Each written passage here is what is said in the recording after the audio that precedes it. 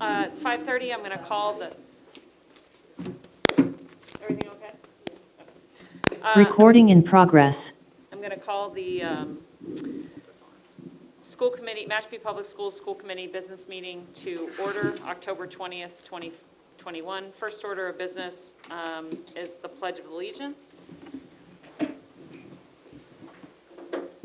allegiance to the flag of the United States of America and to the republic for which it stands, one nation, under God, indivisible, with liberty and justice for all.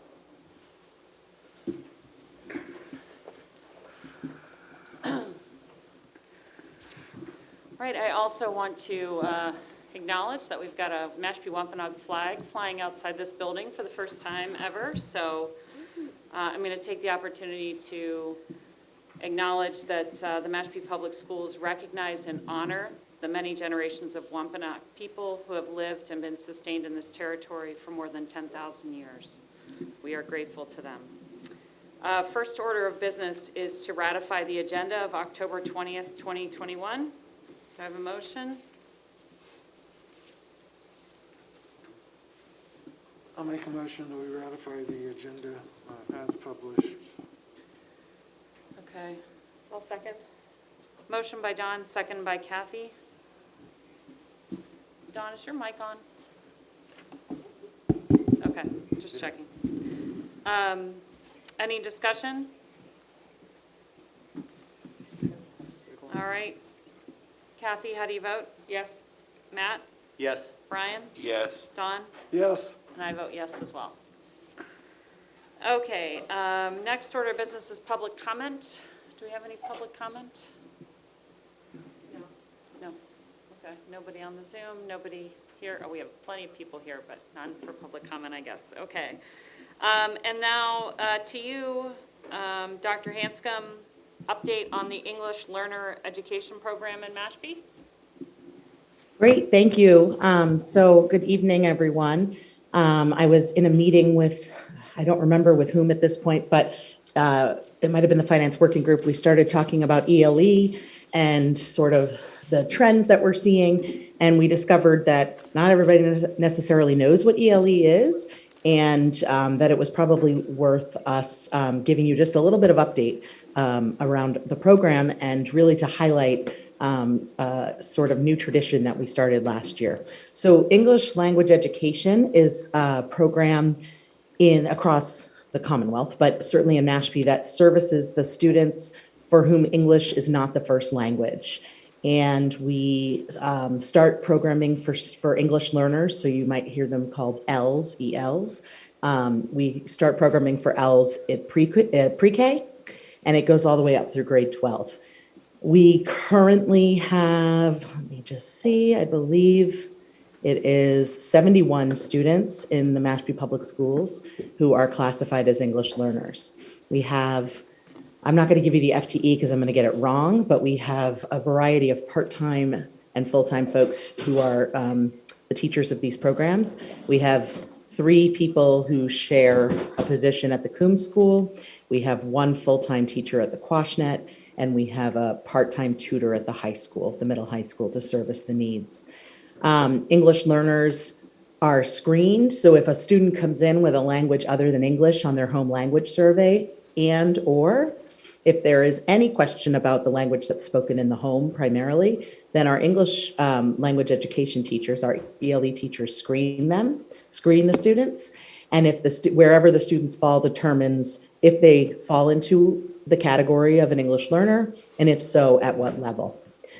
I will say over the past, since 2018, our numbers of English learners has significantly increased. Our October 1st numbers for 2018 were 54, 2019, 63, 2020 was 69, and 2021 we're at 71 right now. So we have seen a significant increase. We have also seen a significant increase in the number of students coming in who qualify as English learners who have no English. Once the student is screened, they fall into, and if they qualify, into one of 5 levels, well, really 6 levels, but if I'll get to that in a sec. The levels 1 and 2 are sort of emerging, either no English at all or just emerging language skills, language acquisition. And then levels 3, 4, and 5 are bridging and then sort of becoming fluent speakers. And then at level 6, you become a former English learner, which is a FEL. We have lots of acronyms. We love them.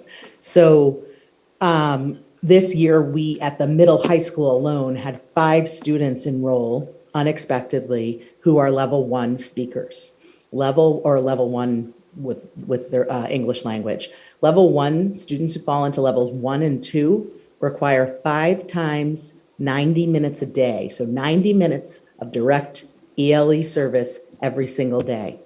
If a student falls into levels 3, 4, or 5 of their proficiency, they're entitled or required to have 5 times 45 minutes. So that means 45 minutes of direct ELE services a day. One of the things, the students are screened to get into the program, and then every year the state, sort of like the MCAS, they offer the access test, which we have to give every child who's an English learner. And based on those access scores is what level they come out at for the next year. So in other words, if a student this year was a level 2 and they take the access and they fall into, let's say 4.2 is their score, that would make them a level 4 likely. And they would move from having 90 minutes a day of service to 45 minutes a day of ELE service. In addition, if a child becomes proficient in English, goes into level 6, then they become a former English learner, a FEL.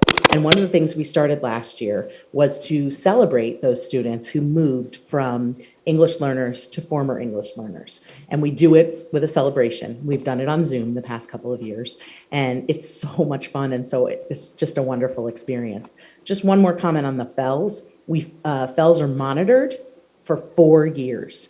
And for 4 years, there's a formal monitoring system that at any time, a student can revert back to an English learner if, based on their progress, they are not continuing to make the progress we would expect them to. So, but we celebrate students when they go from English learners to FELs. This year, we had 18 students move from English learners to FELs in the Mashpee Public Schools, which is huge and incredible, and we're very, very proud of these students.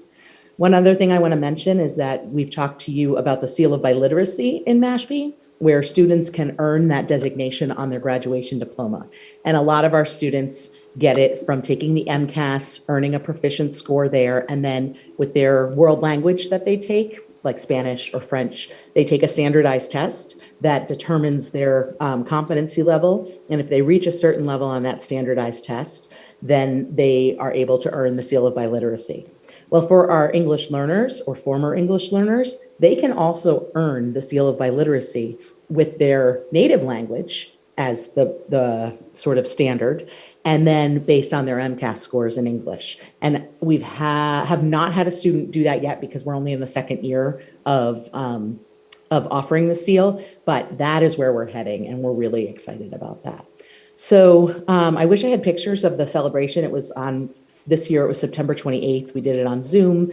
I know Dr. Goulart, Mrs. O'Brien was there, obviously Mrs. DeBoer, all the ELE teachers and the families come on, and we talk about the kids and their progress, and they get a certificate. And it's just a really amazing way to sort of celebrate something that students most students don't have to do. And these students are taking classes in a language that is not their native, and they are excelling. And that's incredible. So hopefully that little snippet, tidbit, whatever, gives you some good information. I'm happy to answer any questions you might have, but a sort of secondary piece to this conversation is knowing that our numbers have completely gone up, and those level 1 speakers, particularly at the high school where I only have a part-time tutor, are going to result in us hiring more staff to provide the required services. So with that, I will turn it over to the chair and certainly answer any questions you may have. Great, thanks, Hope. I'm going to look at the screen so I can see them behind me. Does anyone have any questions before? Kathy, go ahead. Just a quick one. How many different languages are these students coming to us with? Like, is it You know, are we Good question. And I have like my Post-its with so much information because I was like predicting Don, to be honest, to ask me. But I didn't do the number of languages. But I mean, I think we're up to somewhere between 13 and 20 is what I would estimate. That's cool, thank you. Sure. So it's interesting, it was this 90-minute requirement, is that helped by this block schedule? So do they use their 90 minutes in directed study to do their ELL? Some do, but she can't service every one of her English learners during period 8 because that would be too many kids who wouldn't get the service. So sometimes it might be an elective block or, but yes, certainly her period 8 is chock full. And remember, she's a part-time teacher. She's a part-time tutor. So we actually have posted for another person because she's working full-time right now.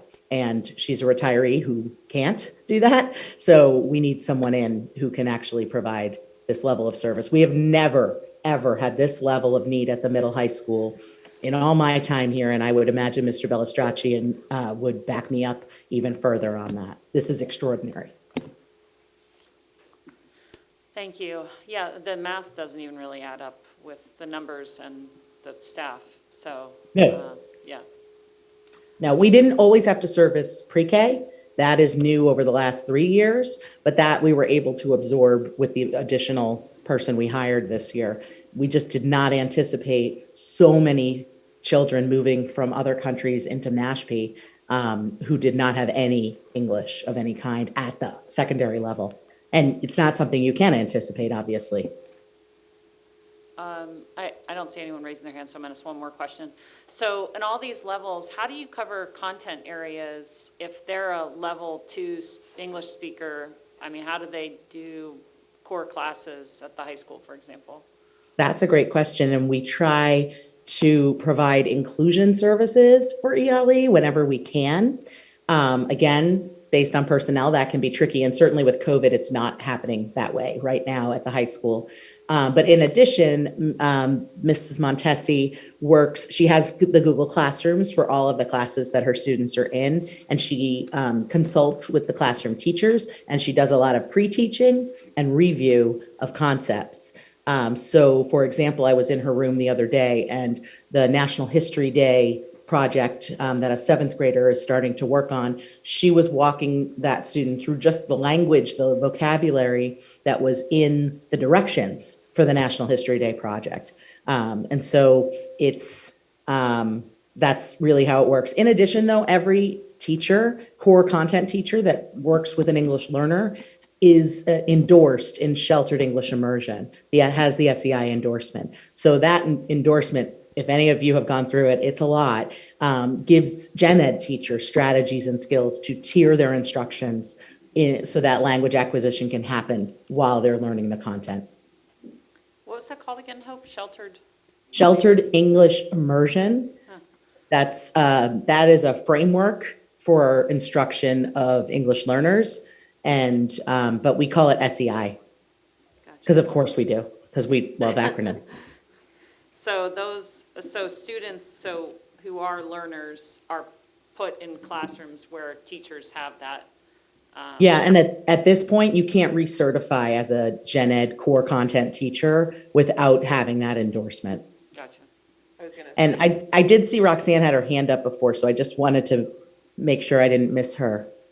Yeah, someone asked the question I was going to ask, but I was also wondering if you're passionate about this, just from the presentation. Oh, are you joking with me? I was Roxanne, I'm watching this show called Ted Lasso, and I don't know if you've seen it, but I'm obsessed with it. And I feel the way about my kids and my students like Ted Lasso feels about coaching. And so if you don't know what I mean, you should watch the show. It's well worth it. We'll do that. Thank you. I know, I'm a dork. I'm very, very excited about kids and learning. Thank you.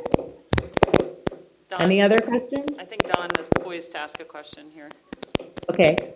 Yeah, I don't want to disappoint you, Hope.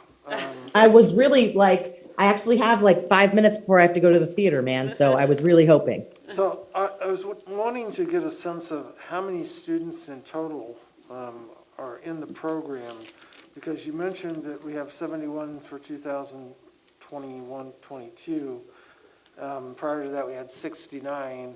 And you said we moved 18 to being finished English learners, correct?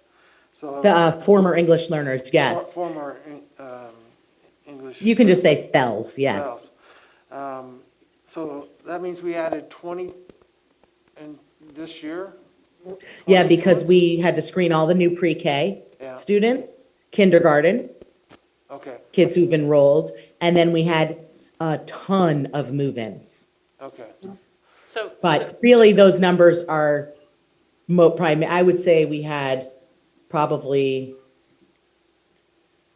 12 move-ins, and the rest are probably, well, maybe even 15, and then pre-K and K make up the rest.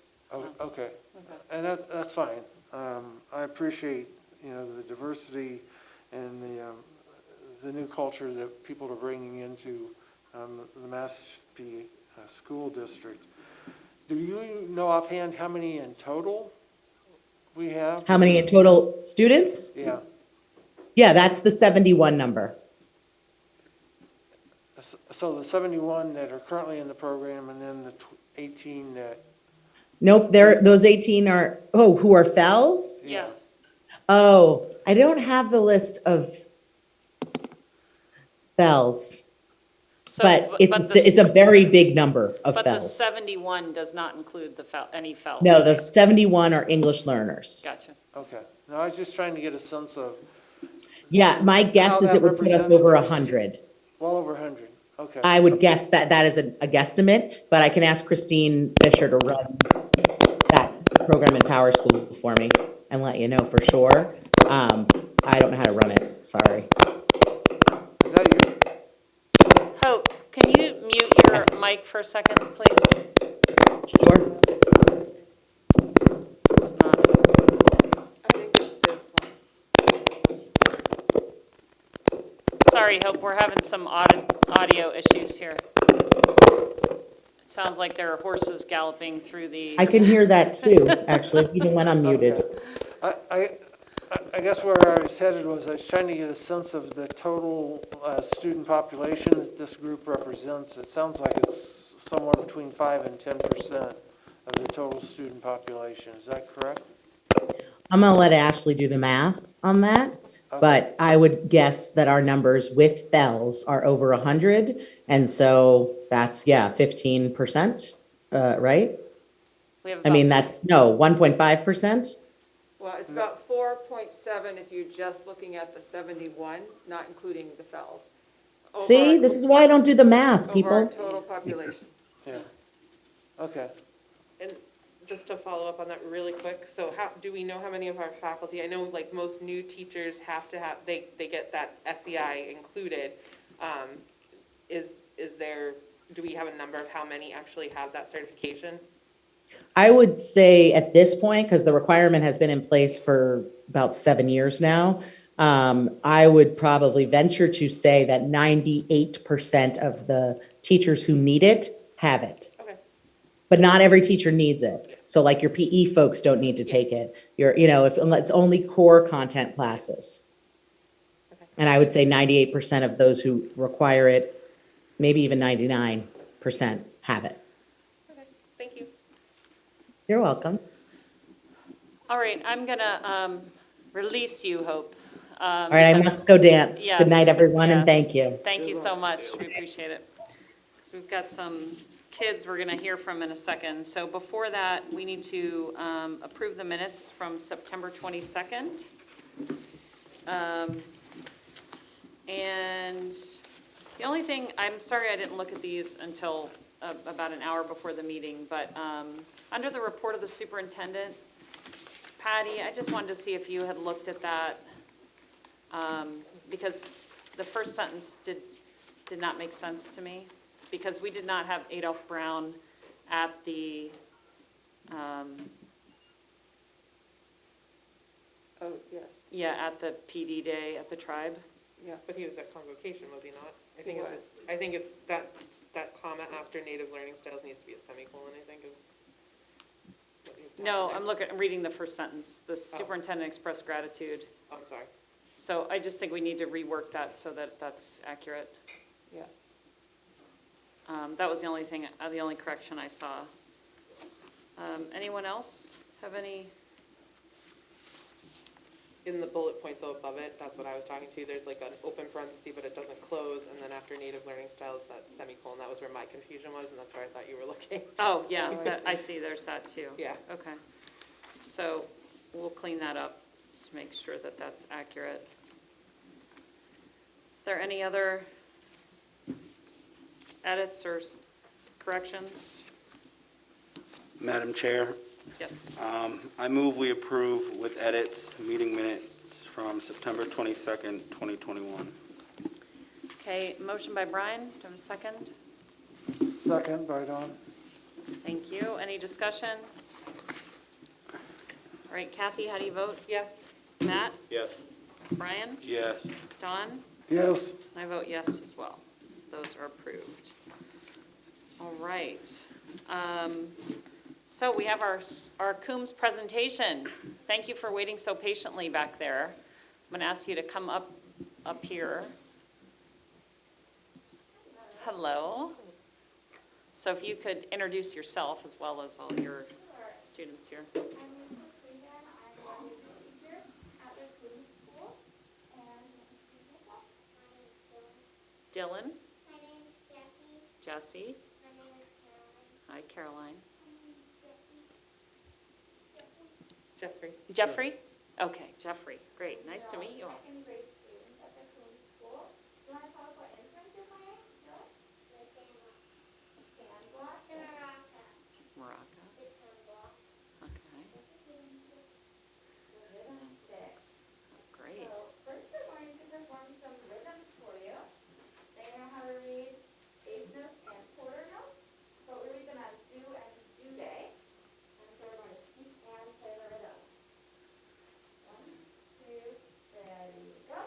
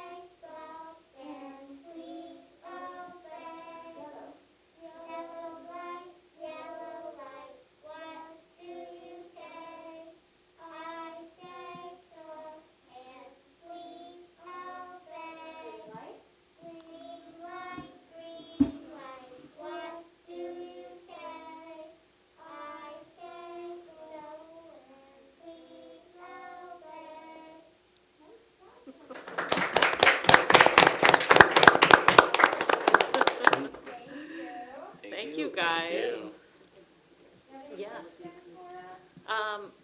We might have some questions, but you know, Mrs. DeBoer is going to ask us to get a picture together. If the committee could go behind the scenes. Okay. We haven't had a picture with children in 2 years.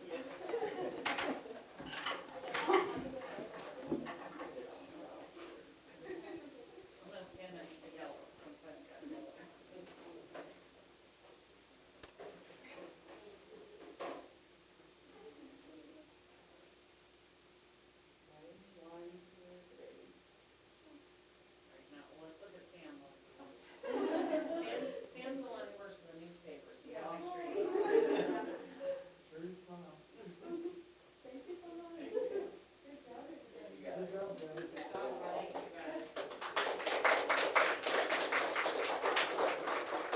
thank you, parents, for coming out, and families to share this with us today. Hey, before you guys take off, can I ask you a quick question? Oh, they're out. They're gone. Caroline, Jesse, Dylan, Jeffrey, come back.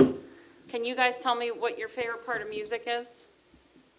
You guys, Jesse, what's your favorite part?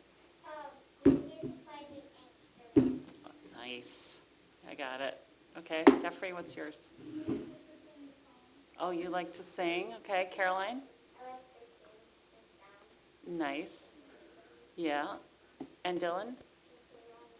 The salami. Well, you guys made our night. Thank you so much for coming. It was really nice to meet all of you. I knew one of you before, but it's nice to meet all of you again. Any other questions from the committee? All right. Thank you, guys. Thank you.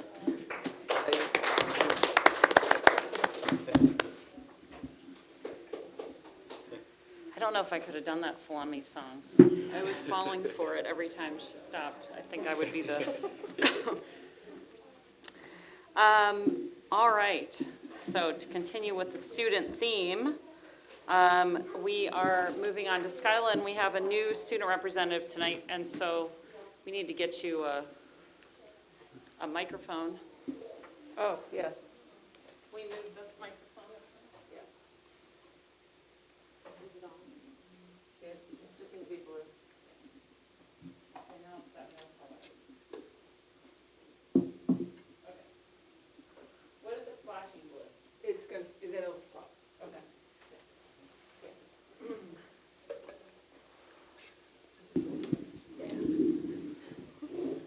Hi, good evening, everyone. So I want to start off with last Saturday evening at Mashpee Middle High School. We had our senior homecoming dance, which was so much fun. We're so grateful to have it, all of us, and so huge thank you, and we loved it. So that was definitely a huge morale boost for everyone and lots of fun. The class of 2022, our senior class, is doing a customized blanket fundraiser at the moment, which is really cool because you can put like your name and have a cool Mashpee blanket. And so if you're interested in ordering one of those, you can definitely reach out to me because those are pretty cool. Going along with the senior theme, right now is really heavy for early action. The first deadline is beginning of November, and so a lot of kids in our grade have committed for athletics already or are just applying for early action, and then regular decision isn't even until January 1st, February for a lot of schools, and then a ton of kids in our grade are applying regular decision already just to get everything already done, and so that's really cool. The varsity golf team competed last Monday at Foxborough in the Division III South Sectionals, and they won second overall, which is a great accomplishment. It's becoming senior night time, getting closer to the end of the regular season for fall sports, and so I'm pretty sure boys soccer is tomorrow night, and then golf and football and cheers on Friday, and then they continue into next week, and so senior nights are always something that I love to shout out. They're really good recognition. On October 9th, there was the first annual Chris Mendig's Alumni Football Family Day, and with the day it's over. Can you hang on 1 second, Skylar? Do we have any idea what that noise is? Is that what it is? I don't know, but we could maybe turn the volume down a little. Sir?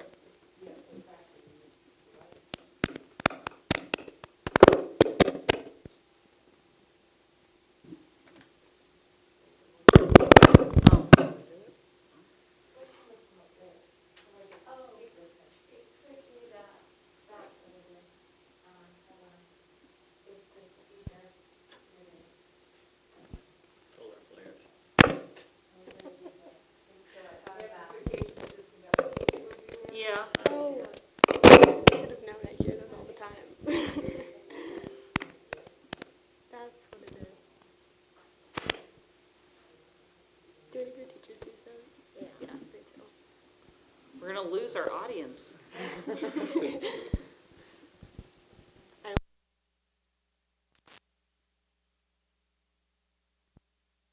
Yeah.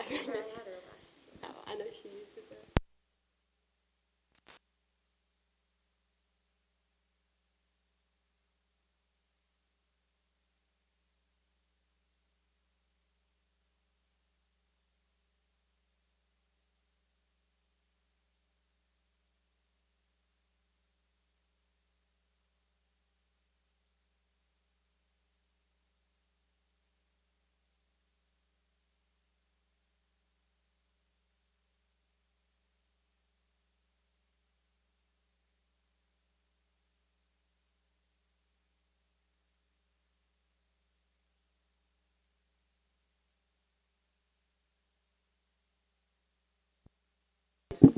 Yeah, but there's,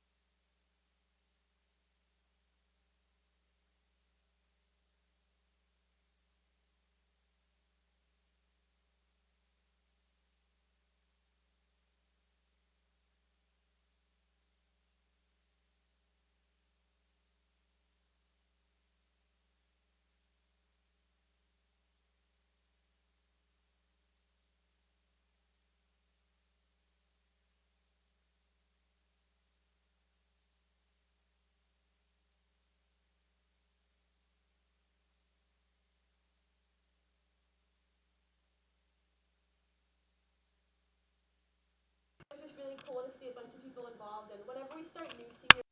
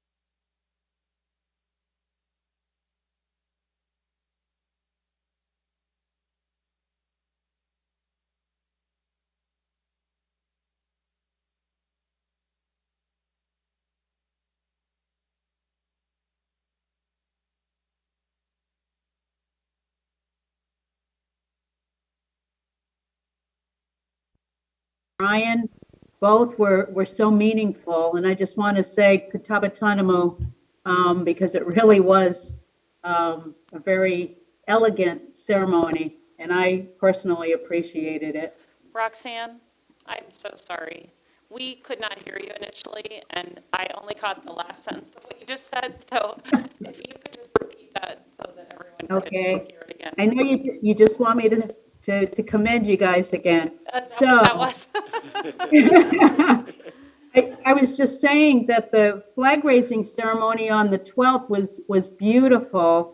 And the brief statements by Patty and Brian and others were, I think, just so meaningful. And it was a proud moment for me. I really didn't expect to be touched by, the raising of the tribal flag, but it really was just a beautiful day. And I said, Katabatanamu, thank you, everybody, for participating in that beautiful time. So, Yes, it was beautiful. Thank you.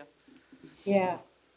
I have quite a bit here. I've made notes and I made a mess here. So I'm just going to give some highlights, and then Nicole, I will submit this to you, to the school board via email. That would be Probably great. you and Kathy. Thank you. Okay, so on September 10th, the Office of Indian Education performed a monitoring and review session with the Tribal Education Department's State Tribal Education Partnership Grant. Patty was so generous with her time. She participated, as did our two consultants, John and Jerry, as well as our STEP staff. It's really kind of impressive the amount of work that has been really implemented since really January. And now we're actually making plans for the next year and towards the next 12 to 18 months, so that the quality is there and that we meet with our partners to ensure that that's really the needs that they have. So I wanted to say thank you to Patty for that. I do want to also say that in July, I worked with Mary Kate to provide information to the families of Native students regarding our supplemental academic instruction program that occurred here in the education department. I believe she sent out about 35 letters to parents. We had 4 children in attendance for those 6 weeks of instruction. Try as we may, and for whatever other reasons, we had difficulty getting children in here in the morning from 8:30 to noontime. We even provided lunch. In the afternoons, we took the kids over to the afternoon program at the high school that Tootie oversaw. But we're going to work hard on finding certified teachers, as well as getting the word out to parents, even if we have to go door to door, because it's a curious thing to me that we have children in need, but for whatever reasons, the response was quite low. But we'll work on that. I think the last time I met with the school committee, I think on the 21st of July, and that day prior, we had provided a workshop to a number of Cape Cod educators through a group called Educating All Cape Cod Children, Celebrating the Mosaic. It was a virtual conference, and it was really addressing the needs of students of color across the classrooms in the Cape. Our presentation was entitled Systemic Challenges, Resiliency and Perseverance, the Education of Mashpee Wampanoag Youth. And we got quite a bit of positive feedback in that regard, and it actually provided us a network of future partnerships. I think Cape Cod Academy responded, and others for future engagements. And so that's always a good thing when people ask to learn and to have us participate in that process. In August, the 18th of August, we provided a one-day conference, Voices from the First Light. We had 28 educators, the majority of whom were from Mashpee. We had at least one educator from Falmouth who spent the day with us learning about our history, the history of colonization and the trauma that it currently has left, the impression it has left still to this day. We had some scientists, tribal scientists. We had Jerry talking about instruction to Native students. We had a presentation on food sovereignty.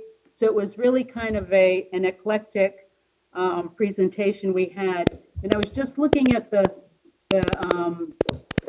feedback in Google Classrooms, and it's extraordinary.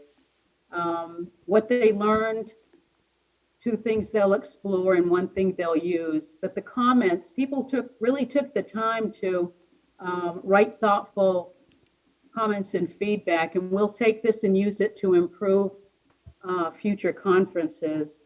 So thank you, Mashpee, for kind of showing up. We had 7 of the 28 educators engaged in the professional development points. I think that's about 25%, which is a good start for us. And I think they're working on finishing up their projects, and Darius and others are reviewing those as we speak. The department will offer a STEM conference. We're looking at the days right after school gets out, when educators are freed up and before they go into their summer break. We should know more after next week what those dates are, and we'll certainly share them with at least the 3 districts we're working with here. That STEM conference will also include just contemporary and historical information as it relates to our environment and our world and where we are today. So we're hoping that at least Falmouth and Mashpee will be able to engage us in that endeavor. Let me just see here. We're still moving forward with our childcare construction project. We have an address, 186 Meeting House Road. We expect within the next 30 to 45 days, we will have a request for proposals out on the street for a general contractor for the entire project. We're working with the architect studio Jade right now, and very much impressed with their work. Kitty had the Preserving Our Homelands camp. They had 20 youth from middle school. That was a 4-week program that took place with Native scientists and some of the federal and local programs, mainly in Woods Hole. USGS, HUI, NOAA, and other groups are still partnering with the tribe in that endeavor. That's one of the probably shining lights here for the tribe and the work that they've done with keeping kids involved in science and then integrating traditional indigenous science with modern day Western educated scientists. We hired Talia Landry as our communications coordinator. So we're really going to beef up our outreach, our technology, our website, Facebook, etc., and really begin using more social media to get our word out and communicate with our community and the outside world. Talia formerly worked, as you guys know, for Mashpee Community TV, and she's an asset already to the department. I think I will end with this. The First Nations Development Fund, the We Are the Seventh Generation grant that we got in June of 2019, is coming to a close. It was extended during the course of COVID, But we finished up the last piece, which was the building and burning of the Machoon, or the canoe. And that project took place here on the powwow grounds with about 15 students. And they launched it on Labor Day weekend. Right after the launching, we hosted a clam boil for the families, youth, and workers in that project. And that in itself has also brought contributors to the scholarship fund. Um, there's a group that scullers that oftentimes go into Mashpee Wakeby to scull because of the enclosed area and the winds. They're protected from the winds there. And they have invited our youth to be able to either get in the water with them in the canoes or the Machoon, and or learn sculling. So really, a lot of opportunities have opened to our youth this year. And again, we're very grateful for the opportunity. And we're grateful for the funding that comes from the Department of Ed to allow us to do this. We'll have more news here in the coming school committee meetings, but thank you all for your time. Thank you, Roxanne. We're having some real audio issues tonight, so I'm going to ask the members if quickly, are there any questions? It wouldn't be a very productive follow-up right now, but we'll look forward to getting those more detailed Certainly. notes, and we can distribute those after the meeting. So thank you. Okay, thank you, guys.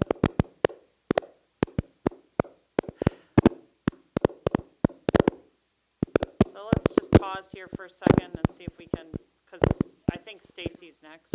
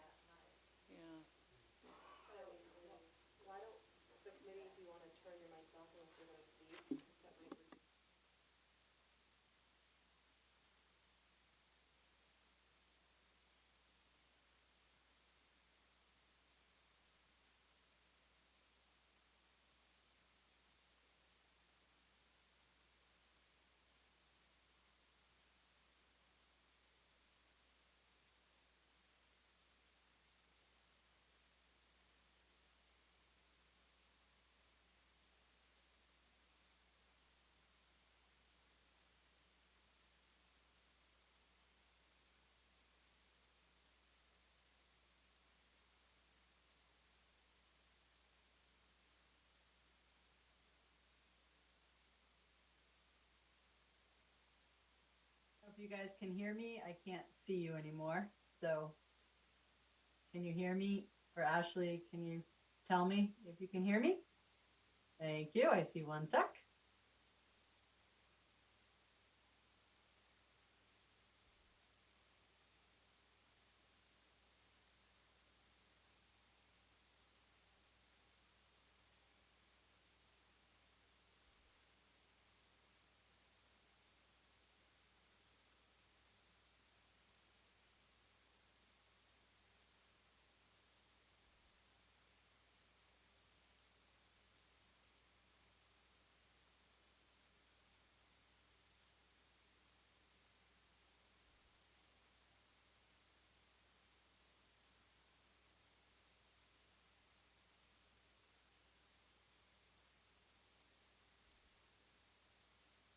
I can't hear you. Can you guys hear me? Ashley, I can see you in the chat.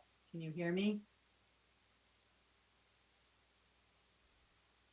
Okay, I'll just talk and you can put stuff in the chat. All right, I see that. So good evening. I know you all have the data dashboard information. I'll move forward and then we can go back to questions if there's anything from that. I did want to just remind folks that the flu clinic through the town is Tuesday, the 26th from 9 to 12. And then again, Wednesday, November 10th, this is for the regular flu, from 3 to 6. There will be senior doses, the higher dose vaccine available next Tuesday for those interested and eligible for that. There is not intranasal flu vaccine this year. It is all injection. So I've been getting a lot of questions about that. So it is open to all Mashpee residents, 6 months and older, and our Mashpee staff. So again, that is the 26th, and then again, November 10th. There's information on our website and on the Town of Mashpee website also. I did also want to update you on our test and stay. We are ready, have our supplies and our plan in place should we need that. I'm hoping we don't, but we are prepared. So that's an update since I last spoke with you. And then our COVID weekly safety checks will start on Tuesday, November 2nd. We were going to hopefully start today or this Tuesday, sorry, or next week, but it's a half day next Tuesday. So we're going to start on the 2nd of November. We have 31 staff signed up to participate and 120 students, pretty much equally spread by staff and students by each school. So that is where we stand on that. We're still working with CIC and our vendor for more staffing, but right now we will be able to start on the 2nd, and we'll remind people, and it's still not too late to sign up if people would like to participate in that. And lastly, I know you had asked last month about an update monthly on our vaccination status. So as of today, for Mashpee school staff, we have out of our 809 grades 6 through 12, and again, not everyone is eligible in 6th grade. They're not all 12 years old. We have 357 students fully vaccinated. So I know Mr. Myers, you can do the math better, but I think that's like 44%. We look at the town data for 12 to 15-year-olds, they're saying about 54%. And again, not everyone in that age bracket attends Mashpee schools. So we're at about, for ages 12 through 19 on the town website is how they do their data. For ours, for grades 6 through 12, we're at about 44% fully vaccinated. And as far as our staff, right now we have over 200 of our staff fully vaccinated. So we're doing well with that too. And then the CDC did update today that pediatricians are going to actually be the ones administering the hopefully approved by November 1st Pfizer vaccines for those ages 5 through 12. The towns and counties, along with schools, we had all had our plan in place for doing clinics for 5 through 12-year-olds, but I think what we will hear, if not next week, definitely by November 1st, is they have a new criteria, and they will be actually being administered in physicians' offices. That is the plan at this time, obviously subject to change, but that is what the latest guidance was released this week. So that is what I have on the COVID-related items and vaccines. Just a reminder that National Drug Take Back Day is this Saturday. So anyone with prescription or non-prescription pill form medications can bring them to the police department. But again, you can do that 7 days a week, all year. But it is National Drug Take Back Day. They do not take liquid or injectable medications. Those go elsewhere, but there is more information that we'll be sending out in Mrs. DeVore's weekly.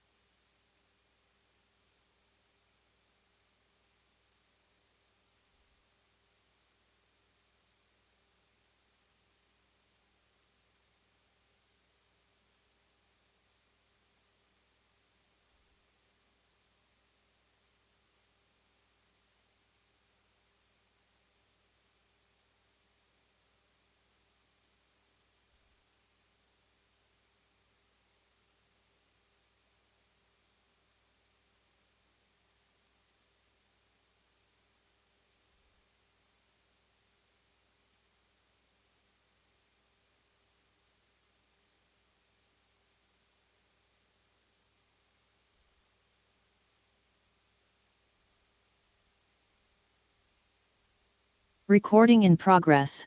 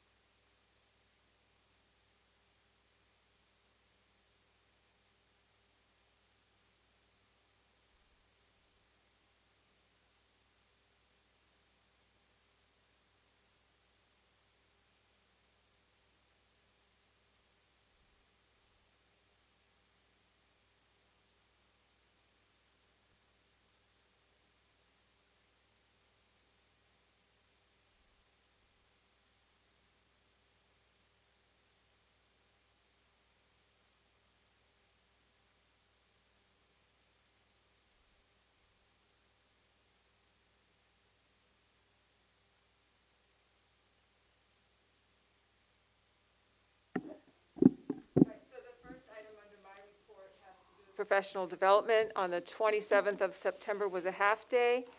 And at Mashpee Middle High School, Recording in progress.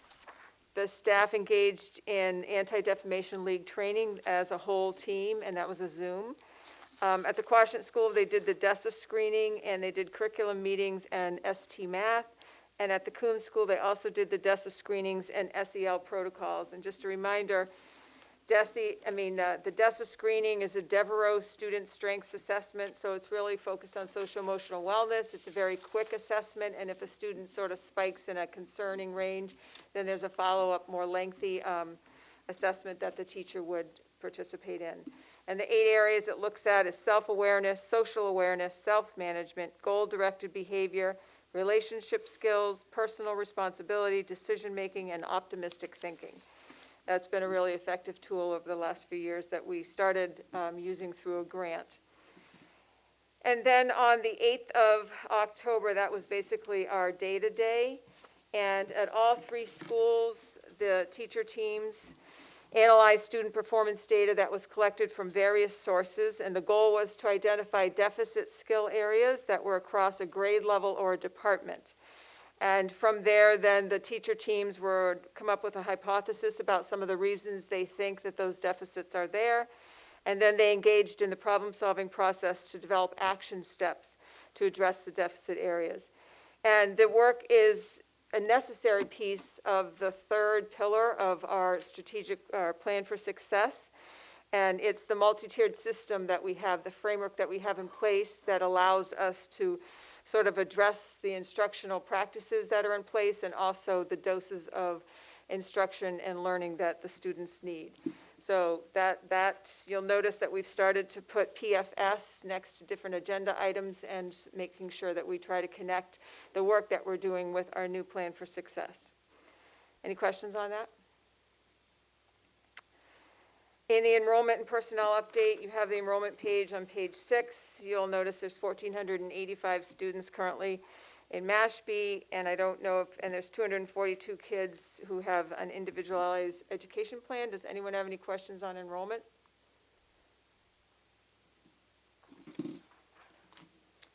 Next, we have personnel update. Just quickly, we welcome Christine Fitzpatrick, who switched from a paraprofessional to a special education teacher at Mashpee High School. And she's done a lot of work and obtained her master's degree, and we're very happy an opportunity came available for her. Megan Guptill is a new paraprofessional at Mashpee Middle High School. Ellen Wechter retired, so congratulations to Ellen. Victoria Berry just started, and she is the administrative assistant who took Ellen's place.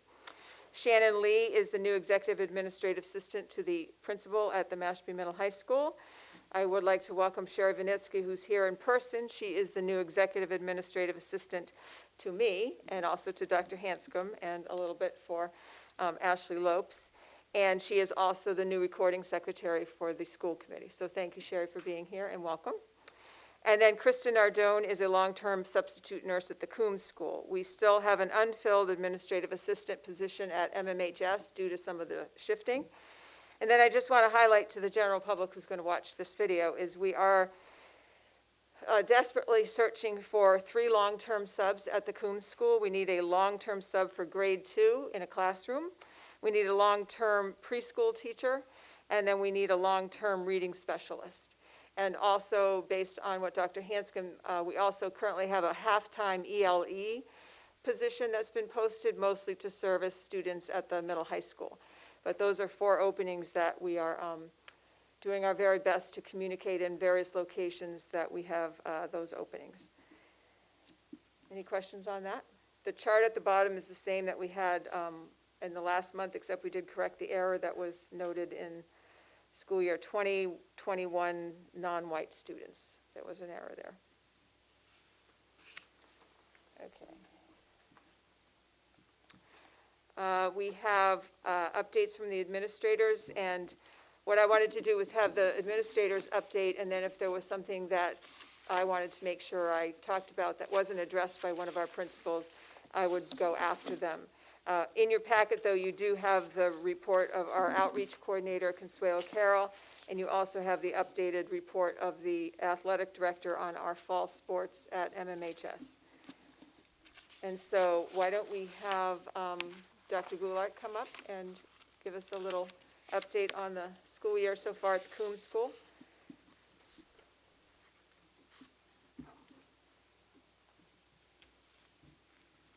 Hi. Oh, yes, do you want, we'll bring you a microphone. Ma'am, probably.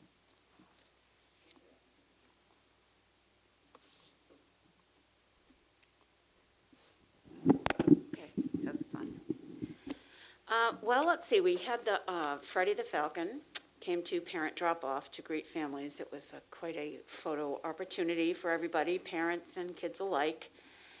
And bless Brian Prana for putting that costume on and doing all he does with it. We've had Lenny Goldman, our favorite firefighter, in every classroom, talking to the kids about the fires.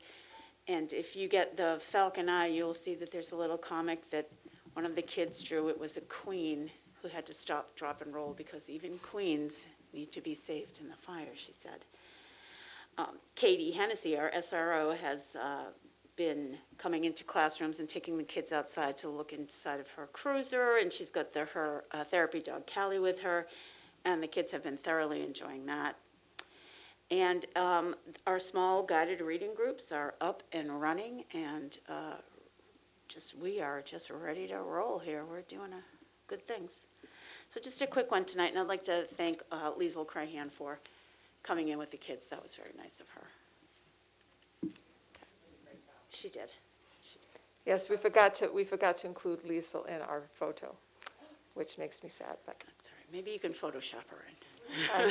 that might be above my skill set there, but. Good? Good. Thank you. Thank you. Middle child, I was thrown off last week when I came first. I didn't know what to do. Good evening, everyone. It's great to be here tonight. I just would like to concur with Roxanne in talking about the flag raising ceremony. And thank you all for taking the time to come and celebrate that wonderful day with us. I think it was really meaningful for our students, our whole school community. So thank you. And it looks so beautiful out there. We have solar lights on there temporarily, so the flags do not need to come down. But as soon as our regular lights are offloaded from a ship, probably off of LA, we'll get those in place. But it's nice to have at least the solar lights working now. At Quashnet, we are very excited to have our after-school clubs back up and running. After last year, we did not do any after-school clubs. We did not have the late bus. I'd like to acknowledge Ashley Lopes for making sure that we had those late buses in place. And we have 2 late buses that come on Tuesday, Wednesday, and Thursday. And it was really nice to see the involvement and the excitement with the clubs. Currently, we have K-Kids in operation. Student Council is up and running. We have a robotics team, a Falcon Flyer newspaper club. We have 2 separate rugby clubs, a flag rugby. Actually, there are 35 kids learning how to play rugby, thank you, Mr. Souza, which is very exciting. We have a theater club with 24 students that are working on a performance. An art club was so big we had to split it into 2 groups. And we also have flag football, so that has brought a lot of interest as well. It ends up being approximately 140 students, which is 1/3 of our student body, which is it's wonderful to be able to offer that opportunity after school for the students. We're working on our session 2, so we can still offer those exciting opportunities next term as well. But these clubs will be in session through the end of January. It's going to run for that 15-week session. So that is a very exciting piece.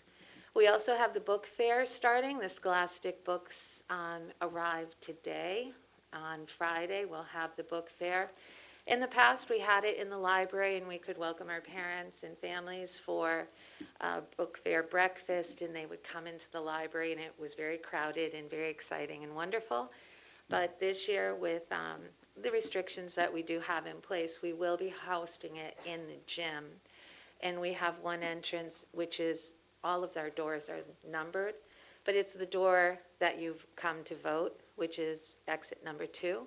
So people will come in that way and go right out through exit 3. So there's one entrance, one exit. I think it'll be a nice way to welcome our families back into the school and still do it in a safe and healthy way.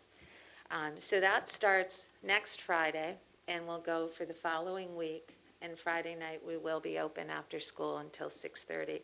So thank you, and a shout out to our PTO for putting this together. It's great to have some of these things back. And even though we try to pretend it's not, like it's a normal year, it really isn't. We're still adjusting to our new normal, but we're moving along and we're making do with what we have. So parent conferences, parents, if you have not signed up for your parent-teacher conference yet, please, please, please do so. The link is on the Quashnet School blog as well as the teacher websites. And so we have an early release day tomorrow. There are still slots available for teachers and parents who haven't signed up yet, and next Tuesday. So we're really looking forward to those conferences. I know the teachers like to make those connections, especially where we postponed our open house. So things are good. Any questions? Wonderful. Thank you. Last but not least. I try not to cough incessantly. Good evening to the chair, members of the committee. Thank you for allowing me to kind of give you a quick update on MMHS and where we're at with the start of the school year. It's hard to believe we're almost a full term in. Our first term ends in just 2 weeks, and November 12th, our first term report cards come out. So it's been a unique start to the year, nothing like we could have necessarily anticipated, but the students and staff are really kind of settling into a groove, and things are really starting to kind of take the form that we hope that they would. So before I kind of give a couple of quick updates, I do want to thank Superintendent DeBoer for their tremendous efforts in allowing our students to have a homecoming this year.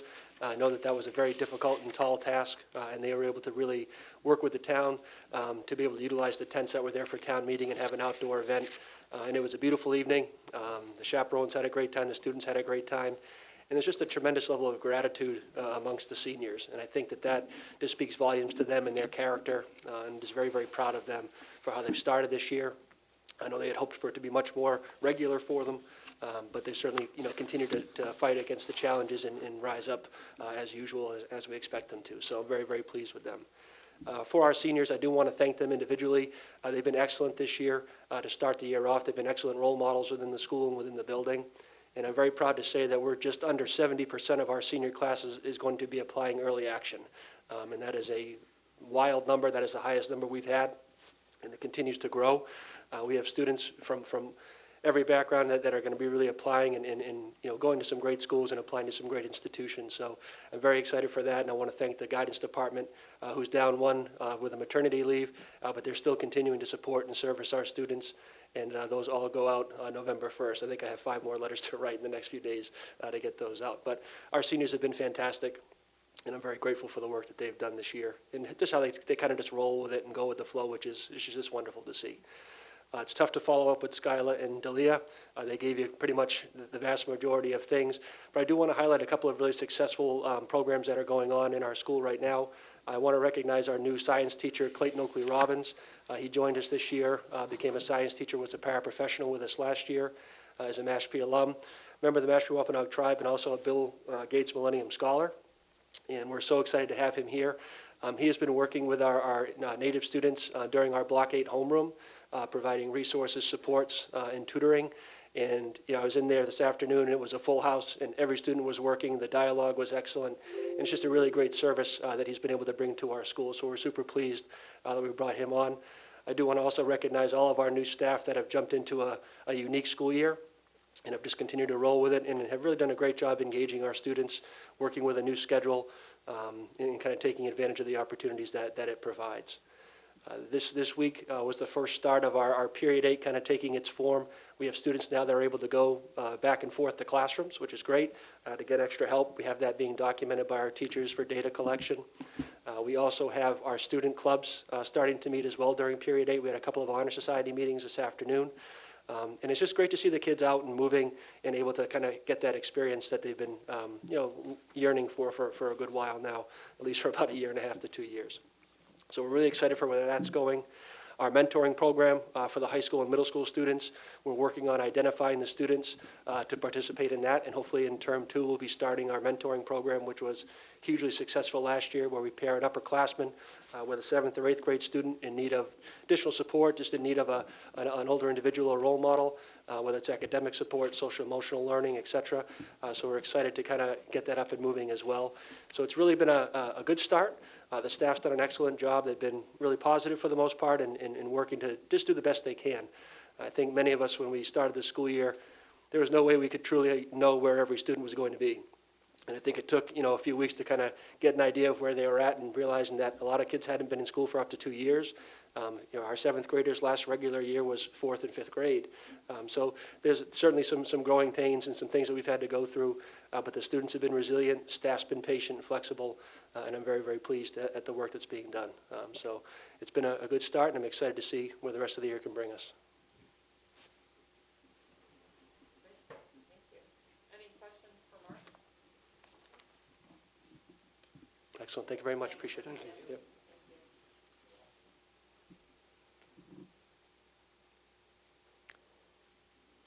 So the only other thing I was going to add, and we can talk more about it at another meeting, but we have started after the first month of school to dive into student attendance, because chronic absenteeism is considered when you've hit 10%. So there were 20 days in September, and although it doesn't sound like much when you miss 2 days of school, that technically, if that pattern continues, you would end up being chronically absent this school year. So letters have gone to families. We obviously know when there are situations related to COVID, but it's really trying to draw attention and noticing this pattern and hopefully putting some supports in place for families so that the pattern doesn't continue. We can sort of nip it in the bud at the beginning, because there is a lot of research about absenteeism, particularly at the beginning of the year, and then sort of what that equates to. So we're working on that. We've gone down the actual list. and the principals have, and Dr. Curley as well, have sort of looked into individual cases. So hopefully we'll help families where students are struggling to make sure we get them to school more often. Next item is acknowledgments. I only have like 3. We wanted to thank Paul Colligan from Panera Bread because they donated chocolate chip cookies to the homecoming. And Kim Bonenberger with Cape Cod Coffee, they donated the hot chocolate for homecoming. And then also the Southport community is holding its fall book festival, and they let us know that the proceeds from the festival are being donated to the Quashnet School Library. So we're very grateful for that. The Mashpee, Wampanoag, and the Mashpee Public School Tribal Partnership, we meet quarterly, and we had that meeting on the 5th. And just a brief overview is one of the goals we decided to sort of focus on fewer items than we sometimes do in our past years. This is the 5th year.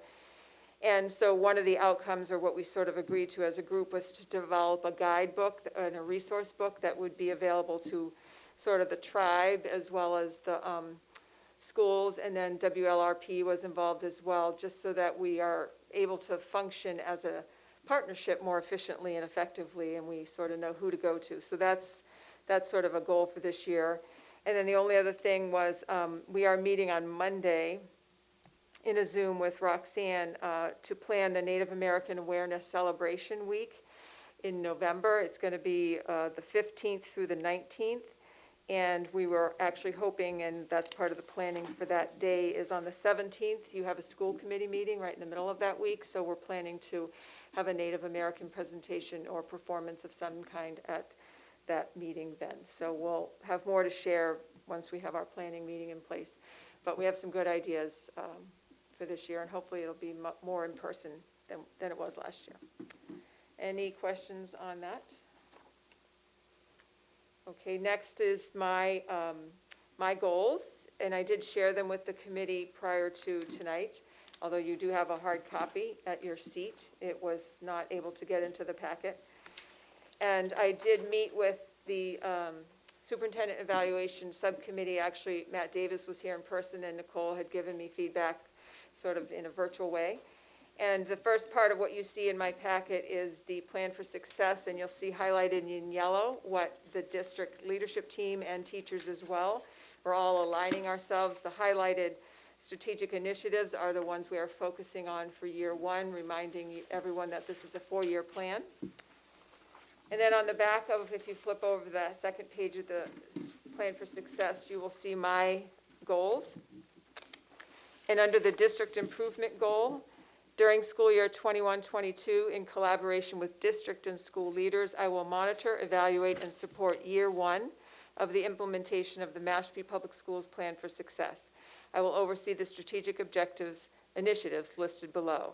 And so it's the same, I don't know that I have to read them, but 1.1, which is under the Portrait of a Graduate pillar. Diversity, equity, and inclusion is the second pillar, and the initiative 2.1.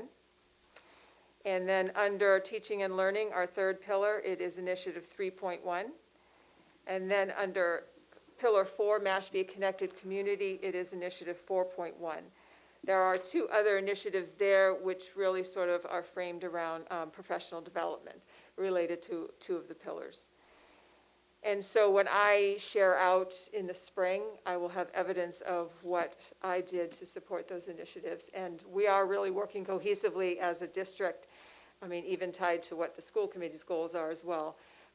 So we're all moving in the same direction, which I think is really important if we're going to accomplish what we have in mind for the plan for success. And so, like I said, the principals are aligned with these goals, and then the teachers are aligned. Sometimes our action steps will be different within.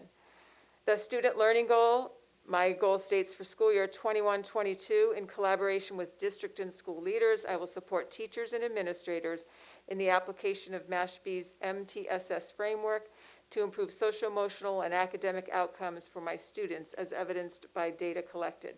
You will notice on each of these goals that I have tied it to the plan for success, and then also the superintendent evaluation rubric. I have indicated what standards those are tied to. And so you'll see that evidence sort of sorted that way when I provide it to you. Under the student learning goal, I have 3 actions. I will provide professional development on MTSS to all MPS staff members and will, in collaboration with building administrators, collect evidence of application thereof to educator practice. So currently each school has a staff meeting once a month, and I am taking about 15 minutes of each of those staff meetings to deliver the pieces of the MTSS framework that I want to highlight and also that I think are important. So it's sort of a dosage of snippets of information and refresher for some and new to others who are new to the district. The second action step, I will, in collaboration with building administrators, ensure that the MTSS problem-solving protocol is being used with fidelity to monitor student progress and to make informed instructional decisions. The problem-solving protocol is a key component of our MTSS framework, and that is what was used and reinforced on October 8th, PD Day. And it is a template, but using it as frequently as we want, it becomes more of a mindset that you don't necessarily even have to have the template to think the way we want you to think.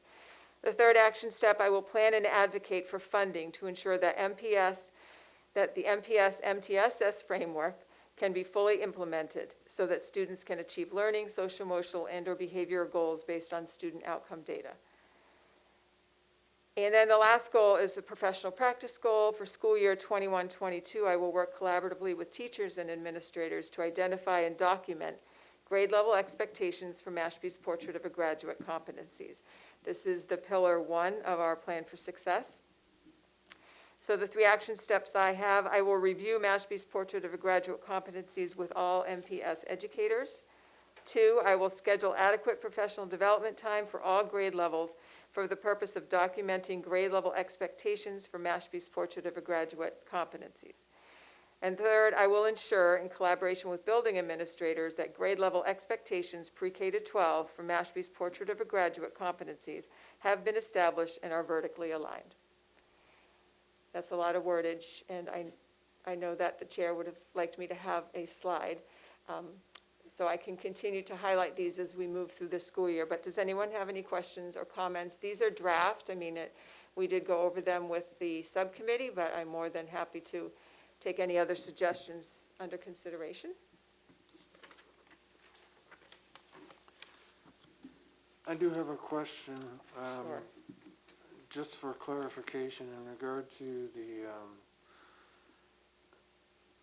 student learning goal and the funding, I'm fully supportive of your statement. I will plan and advocate for funding to ensure the MTS framework can be fully implemented. It seems to me that that sentence would stop right there, but you've added on to it so that students can achieve learning, social, emotional, and or behavioral goals based on student outcome data.